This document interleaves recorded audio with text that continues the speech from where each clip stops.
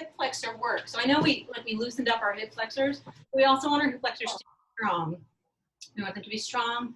We want them to be, loose is a weird word when it comes to muscles because we want them to be the right amount of tense, right? That's what it is about the body.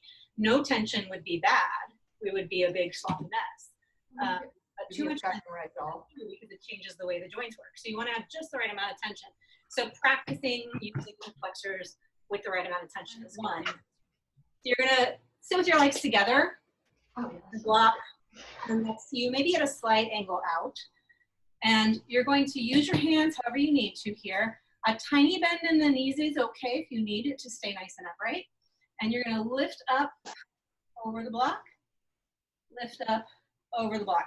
And then you can also have the block on the lowest setting too, right? If you're just starting out over the block. Now what we don't want to see is, right, this.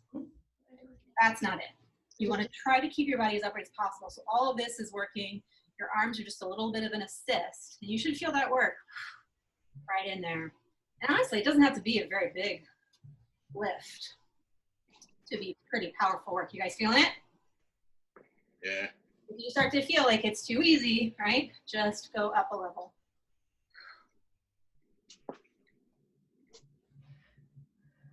We're gonna go over and back again. So over and back, right? See, I'm starting to lean back a little bit. I really fight for that lift. And back.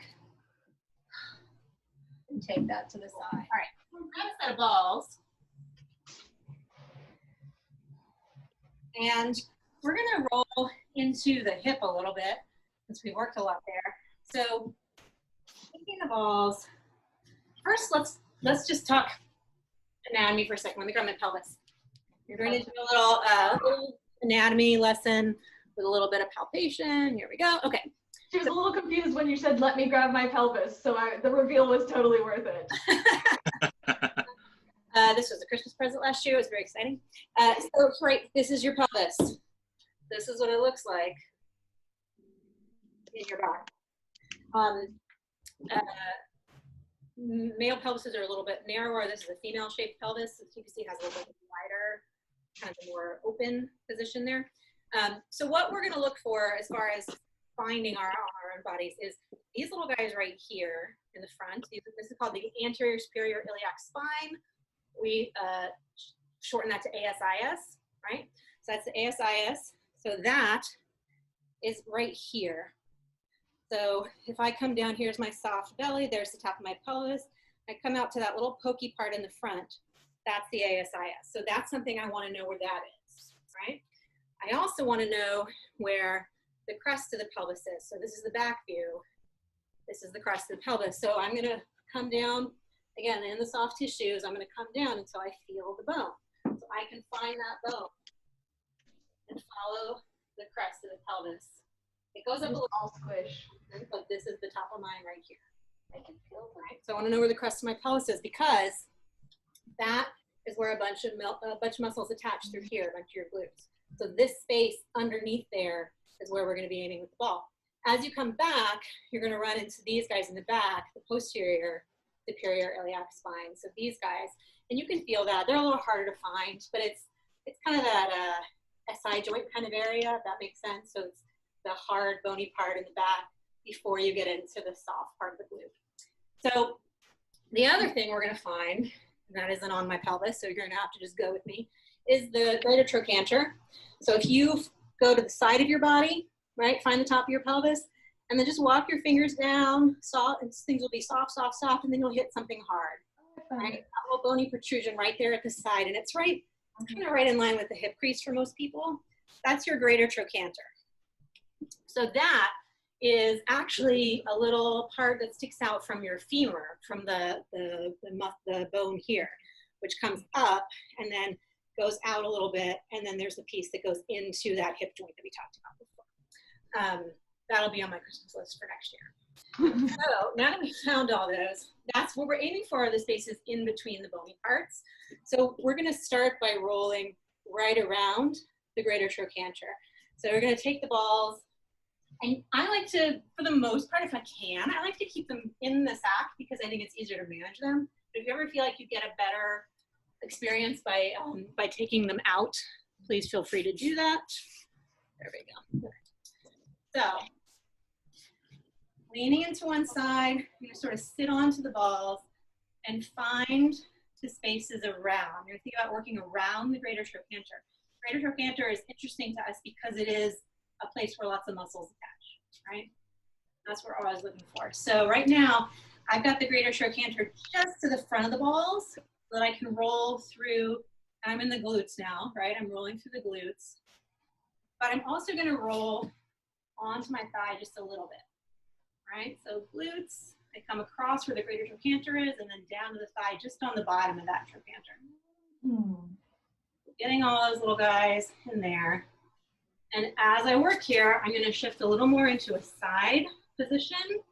So now I'm rolling those muscles on the side. So from between the crest, where we kind of walk our fingers down, I'm rolling into those guys.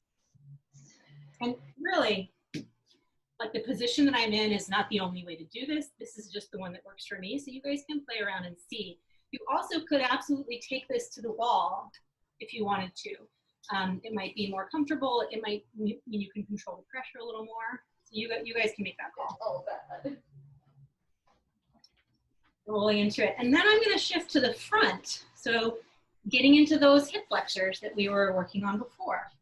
So now I'm in front of that greater trochanter and moving up toward that ASIS, that low bony point. That's as high as I want to go here, right? And so I can get into almost more of a plank position where I'm a little bit kind of straight down on the ball. And then using your arms and legs, if you find a spot that's really tender, like I've got one right here, and I might just kind of hang out there, maybe roll back and forth a little bit, or shift forward and back so that I'm going across the fibers now.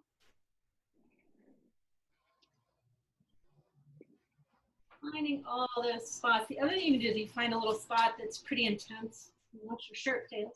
If you find a spot and you're like, ooh, that's an interesting spot, you can see what happens when you move that bottom leg, right? So I can pull it up and down, I can extend it, and I could internally and externally rotate. Whoa, that's intense, actually. Yeah, so finding those ways with the balls, pressure, small movements, bigger movements, and then limb movements, arms and legs moving. And then I'm gonna shift over to the other side. Now, if you feel like that side needs more tension, then you stay there, all right? There's no rule that says you have to give each side of your body exactly the same amount of time. The more you do this, the better you get at reading your body, the better you get at knowing when you really need to spend the time in one spot and not the other. So it's really up to you guys. These are all suggestions, and then you see what works for you. Again, starting kind of behind the trochanter and rolling down into the thigh and then up toward the top of the pelvis. And then moving into the side. And here too, like the stuff in the back feels pretty good to me today. The stuff in the side is where it's at for me right now. So that's where I want to spend my time. But not zinging. I love planks and I love things that are efficient. So finding the efficient ways. Oh. I'm going to spend hours on this, you know? I like it, but I don't like time.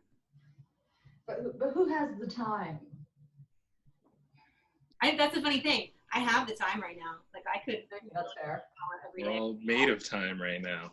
Yeah, but I don't because I'm a human being with human qualities, I guess. And then shifting it forward into that hip flexor area. Now, as we start to get more in the front here, there are some pretty important blood vessels that go through this crease. So if you're really getting toward the pelvis in the front, just be really mindful. So if you feel any sort of tingly feeling or like you're like a limb falling asleep kind of feeling, that probably means you're pressing on a nerve or a blood vessel, and you probably ought to shift at least a little bit. The cool thing about working on these kind of tissues, these soft tissues, is that even if one spot is too intense, if I shift to a little spot that's close to it, I'm still going to be affecting it because it's all connected. All right, so hips. Oh, my hips feel good now. Okay. So, okay, great. So you just need one block and a ball for this. You can do this with both sides. So Michael, if you have 2 blocks and 2 balls, you could do 2 sides at once. But sometimes it's a little bit intense, a little bit easier to do this without going both sides. So you're gonna take the ball onto the block. And you're gonna come down onto the pec. And if you think about the pec, like your breastbone, your collarbone, and then all the way down here into your arm. Like all of this is pec. It's a big like fan of muscle. So in any of those spots, you drop down onto it and just kind of nestle it there. It should be under your collarbone. And here, sometimes this is really intense. You can also do it without. You could do it without the block if you wanted to, or if you had the next size up balls, you could do that too. So finding those spots, again, starting with gravity, weight of your body, letting it sink in. Like feeling it, like use your other block if you want something to support your head, something like that. I feel this muscle here, the connection. And then little movements, right? Little side to side movements, a little up and down movements. But this is like one of my bad zones. And then the arms, right? Start to move your arms.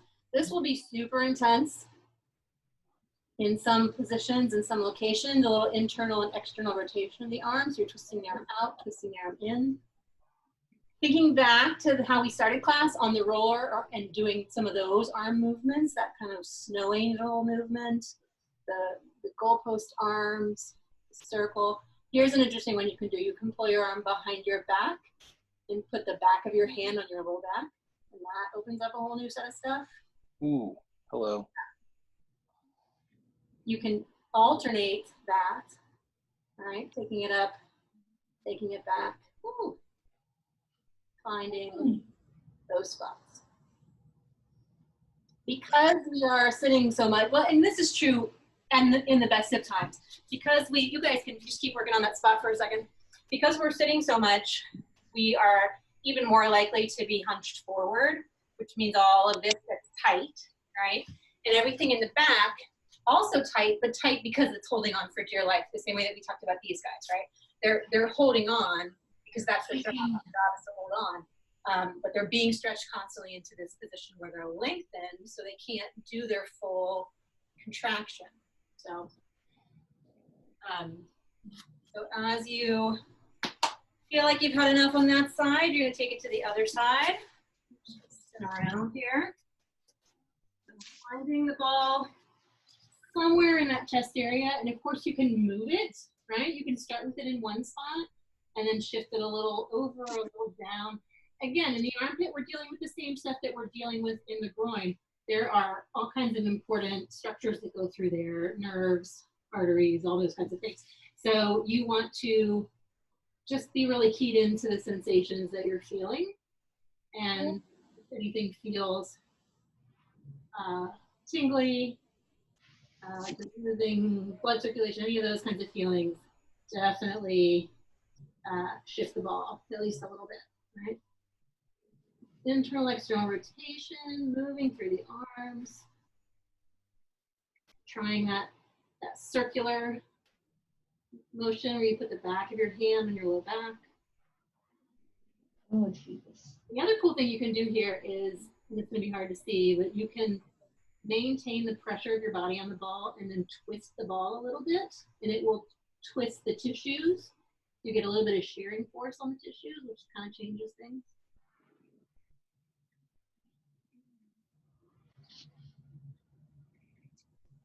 And again, you can absolutely do this both at the same time. It's just different.